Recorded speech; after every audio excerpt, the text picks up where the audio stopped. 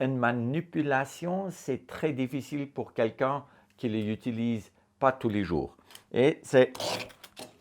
Ouais, il ne faut pas brûler... il ne faut pas brûler une table et les mains non plus.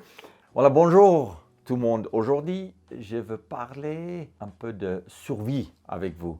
Quand on va faire une petite promenade d'une heure ou un jour, ou un tour en vélo, ou juste marcher dans la forêt ou à long d'une rivière, c'est normalement là, pas trop loin de la maison, ou des accidents. Et souvent, quand on va un tout petit peu plus loin de chez nous, en montagne, et puis on arrive vers un lieu où il y avait un accident, on ne sait pas quoi faire. Aujourd'hui, je vais vous montrer qu'est-ce que je prends avec moi quand je parte pour une heure de chez moi ou pour un jour.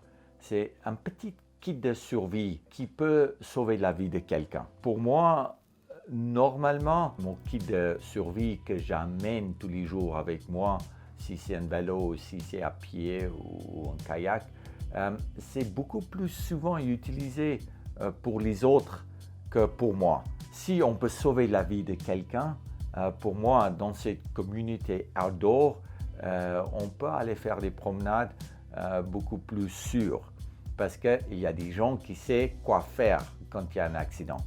Dans mon petit kit de survie, tout est mis dans un petit sac étanche.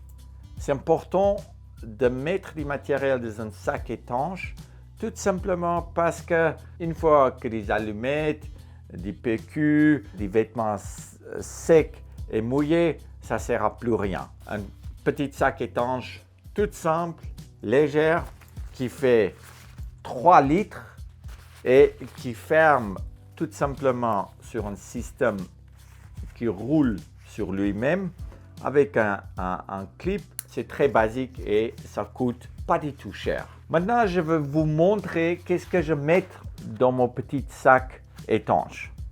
Et puis, on va commencer avec une couverture de survie. Quand on arrive vers un lieu d'accident où quelqu'un est en hypothermie, c'est là où il faut le chauffer au plus vite. Et puis, moi, je le fais avec une couverture de survie et avec une bougie. Au pôle Nord et l'expédition Arctos autour du monde par le cercle arctique polaire, en marchant 20 heures à moins 40, à moins 50, à moins 60, dès que j'arrête de marcher, j'ai plus de calories à brûler pour réchauffer mon corps et c'est là où je deviens très très fragile. Souvent, je rentre dans la tente, je mets la couverture de survie autour de moi, j'allume la bougie pour réchauffer mon corps. Mais ça, je vais vous expliquer dehors. J'ai mon bougie, mon briquet brûleur. À l'intérieur de la tente, je mets la couverture de survie autour de moi. Je me s'assois sur l'extrémité. Je m'enferme en cocon là-dedans. Et ici, maintenant, je allume mon bougie et avec cette bougie qui donne la chaleur, qui rebondit contre mon couverture de survie, ça réchauffe mon corps très très rapidement. Et ça, c'est un processus que normalement, 4-5 minutes, on peut réchauffer notre corps à une température agréable. Voilà, ça c'est une méthode que j'ai utilisée une fois autour de la cercle arctique polaire. Quand ma tente a pris feu, j'ai tout de suite construit un igloo parce que tous mes vêtements, mon sac de couchage étaient brûlés et c'était moins 40 dehors. Je construisais un igloo très rapidement. À l'intérieur de mon igloo, j'ai mis la couverture de survie autour de moi. J'ai allumé mon bougie et ça a vraiment sauvé ma vie. Pour allumer mon bougie, il y a 3 systèmes possibles. Le système le plus facile, c'est un briquet brûleur. C'est un tout petit peu plus étanche qu'un briquet traditionnel ou normal. Ce qui est important, c'est aussi quand il y a un tout petit peu de vent, qu'avec ces briquets brûleurs, il est beaucoup plus résistant au vent. Et puis, c'est quelque chose que je prends toujours avec moi. Il faut avoir un deuxième système, un système B.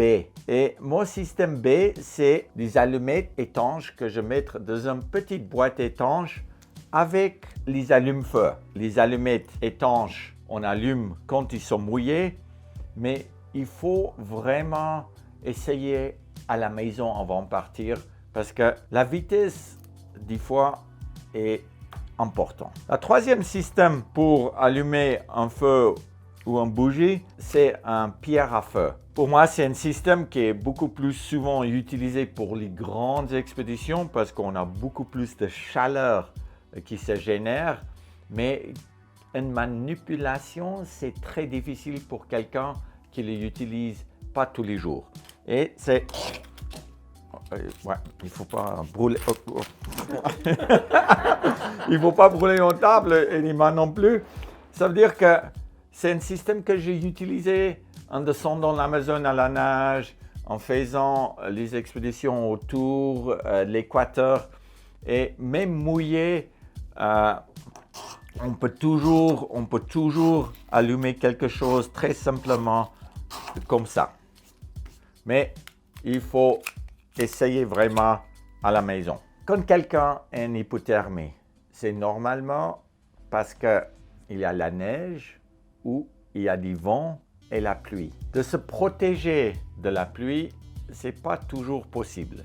C'est pour ça, quand tu arrives et tu vois quelqu'un qui a une hypothermie, on doit essayer de le sécher au plus vite. C'est pour ça que je prends toujours un sous-vêtement qui est très élastique et puis en taille va pour tout le monde. Cet vêtement élastique est vraiment chaud. Quand il y a du vent et la pluie, on perd jusqu'à 14 fois plus vite la température du corps et puis on brûle des calories extrêmement vite. Premier truc qu'on doit faire, c'est essayer de sécher celui-là qui a eu leur accident.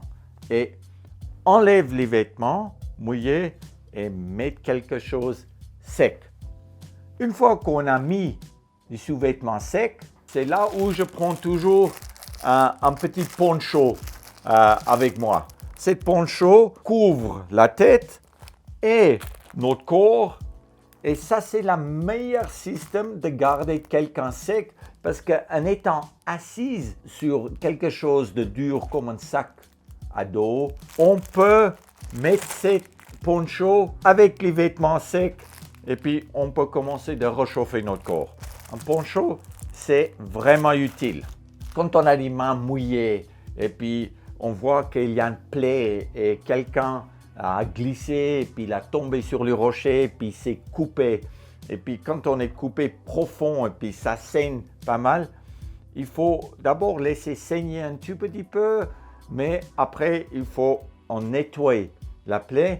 Et ça, je fais avec les PQ biodégradables, qui est vraiment utile pour sécher les mains, les visages des gens et pour nettoyer les plaies. Dès qu'on est un peu sec sur notre poncho et puis on n'est pas mouillé partout, c'est là où notre corps commence à réchauffer tout de suite. Je prends toujours un col super glue un peu avec moi. C'est une colle qui colle très rapidement. Et puis quand on voit un plaie, on met un peu la colle dedans et puis en gardant la pression, on recolle la plaie et puis c'est vraiment efficace. Il n'y a rien de plus efficace que ça parce que coudre, si on n'a pas l'habitude, c'est pas évident. Et quand quelqu'un a déjà mal et tu commences de le faire beaucoup plus mal, c'est là où ça commence de gueuler un tout petit peu. Avec ça, ça gueule moins fort et moins longtemps et tu fais pas mal aux gens. Je prends des serre-câbles, c'est pour attacher des choses. C'est aussi pour faire des garrots. Je prends toujours 3-4 que je peux mettre un dans l'autre pour qu'on peut faire la taille ou la dimension qu'on veut. Et puis avec ça, de faire du garrot, d'arrêter quelqu'un qui saigne, il n'y a vraiment rien mieux que ça. C'est rapide, c'est efficace et une manipulation, c'est très facile. Imagine qu'on arrive vers quelqu'un qui a mal, on doit rester avec eux et puis la nuit tombe. C'est là où on doit avoir une lampe frontale. La lampe frontale est peut-être un instrument du plus important pour donner du confort aux gens. On n'a pas besoin vraiment de voir des choses, mais pour quelqu'un qui est blessé, dès qu'il commence à faire nuit, il ne voit plus rien, c'est là où les gens ont peur. D'avoir une lampe frontale, ça nous permet d'observer notre patient, en même temps de faire des signaux pour les autres qui sont en route pour venir faire du secours. Je prends toujours une lampe frontale avec une batterie rechargeable en lithium. Une batterie normale perd très vite ses capacités et son énergie dans les conditions froides. Il faut toujours deux batteries. Un qui est chargé dans la lampe frontale et puis un qu'on recharge souvent une fois par semaine après chaque sortie. Je prends aussi une petite lampe qu'on peut acheter un peu n'importe où pour pas trop cher et souvent c'est juste donné aux gens. Ces petites lampes, quand il y a 2 ou 3 personnes, de donner la lampe à quelqu'un d'autre qui peut signaler un hélico ou qui peut avertir des gens, c'est aussi important parce que dès qu'on travaille sur quelqu'un avec la lampe frontale et puis on n'a pas d'autres lampes, c'est là où on ne sait pas où il y a priorité. D'avoir 2 petites lampes, c'est vraiment pour moi aussi utile. De mon sacoche, je garde toujours un couteau. C'est un couteau qui est léger avec une lame qui est bien aiguisée. Pour enlever les vêtements autour d'un bras cassé ou une jambe cassée, c'est mieux juste de couper des vêtements que d'essayer d'enlever un t-shirt ou un pantalon ou un jeans. Quand on voit qu'une cheville est cassée et puis on veut stabiliser une cheville avec une chaussure mouillée, c'est là où on a meilleur temps vraiment de couper des lacets pour enlever les chaussures. Avec un couteau, on peut tout faire. Il y a même un tire-bouchon si on a un coude rouge, mais quand on arrive dans un lieu d'accident, il ne faut jamais donner l'alcool à quelqu'un qui a eu un accident. Parce qu'on pense que l'alcool réchauffe, mais en fait, ça refroidit notre corps. Ça, c'est une fois que vous avez fait votre sauvetage et puis vous avez une bouteille de rouge dans votre sac pour célébrer votre accomplissement. Quand on prend un couteau qui est utile, c'est d'avoir un couteau qui n'est pas trop glissant, mais qui s'accroche parce que quand on a les mains mouillées et puis on a les mains qui glissent, c'est plus sûr d'avoir quelque chose qui tient de notre main. Maintenant, on arrive vers des accidents qui est un tout petit peu plus graves, où il y a des cassures, et puis je prends cet attelle avec moi. Par exemple, si tu tombes et puis tu glisses et tu casses un poignet, de stabiliser un poignet, c'est facile avec un attelle comme ça. On le plie tout simplement, on le met comme ça, on le forme autour de notre bras et avec ce bracelet qui est des cordes de parachute, on défait notre bracelet. La cordelette fait plus que 7 mètres de long et on peut prendre la cordelette et puis on peut attacher cette attelle autour de notre poignet ou bras cassé pour stabiliser la fracture. Ça donne beaucoup de confort. Et puis une fois qu'on est soutenu où ça fait mal, c'est là où on peut commencer de bouger un tout petit peu parce que chaque mouvement où il y a trop de jeu, ça fait mal. On peut utiliser cet attelle aussi pour des blessures de nuque en faisant tout simplement un accroche comme ça pour notre menton. Il ne faut surtout pas bouger des gens qui ont mal au nuque. Il faut essayer de gentiment stabiliser où ils ont eu leur blessure. Ça, autour des poignets, autour des bras, autour des chevilles, cet attelle est vraiment utile. On peut toujours couper des branches pour faire des attelles beaucoup plus naturels, mais des fois, ça prend beaucoup de temps et quand on est plus haut en altitude, naturellement, il y a plus d'arbres. Il faut communiquer quand on arrive vers un lieu d'accident et il faut appeler les secours. Et souvent, quand il pleut et puis il y a la neige, nos mains sont mouillées, l'écran normal d'un téléphone, d'un smartphone ne marche pas. Mais il y a des produits qui existent qu'on peut utiliser avec les mains mouillées et l'écran mouillé. Et c'est des produits qui est plus sûr dans les conditions d'extrême. Moi, je mets toujours mon appareil dans mon sac de survie, tout simplement parce que je sais que ça marche dans n'importe quelle condition.